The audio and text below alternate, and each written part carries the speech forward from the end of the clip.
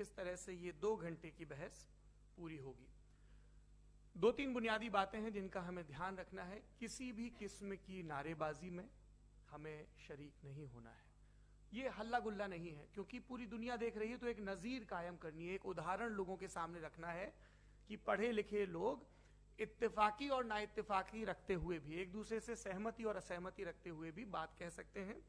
यहाँ पर मेरे जेएनयू के प्रोफेसर बैठे हैं, पुरुषोत्तम अग्रवाल जी, जिन्होंने हमें क्लास में सिखाया है कि सहमति का साहस और असहमति का विवेक, और इसका ठीक उलट भी, ये बड़ा जरूरी है। दूसरी बात, ये किसी एक धर्म के बारे में बहस नहीं है, ये बात सबको स्पष्ट होनी चाहिए। किसी धर्म को महान बताने या किसी धर्म को कमतर बताने की ये बहस नहीं है। तो यदि कोई इस उम्मीद से देख रहा है या यहां आया है, तो मैं आपको आश्वस्त करना चाहता हूं कि आपको नाउम्मीदी हाथ लगेगी।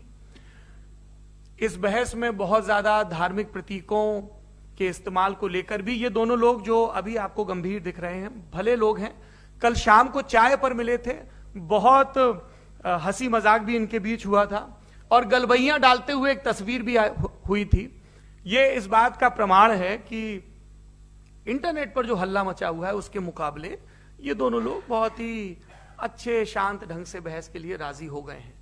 ट्विटर की बातें ट्विटर तक सीमित, एलन मस्क आजकल उसको एक्स कहते हैं। और अब इस बहस की शुरुआत, मैं इन विद्वानों का, हालांकि इनको परिचय की जरूरत नहीं, पर हो सकता है, हमें पत्रकारिता में सिखाया जाता है कि नेवर अज्यूम, विज्ञान भी यही कहता है।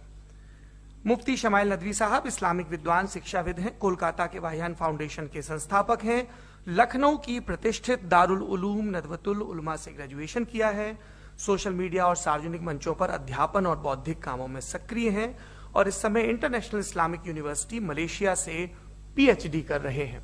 अच्छी बात यह है कि पढ़ाई के साथ साथ ट्रैवल ब्लॉग भी बनाते हैं। पेट्रोनस टावर के सामने का ब्लॉग हमने देखा।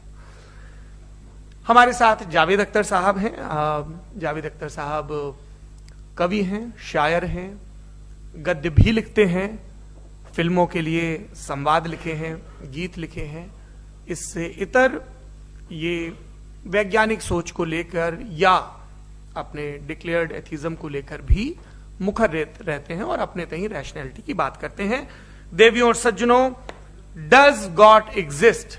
इस सवाल का जवाब सब अपने अपने तहीं खोजने की कोशिश कर रहे हैं। कोई इसको गॉड डैम पार्टिकल की खोज बताता है, कोई गॉड पार्टिकल की खोज बताता है, कोई हिग्स बोसान की खोज बताता है, कोई ये सवाल जवाब तलाशने की कोशिश करता है कि मास एग्जिस्टेंस में आखिर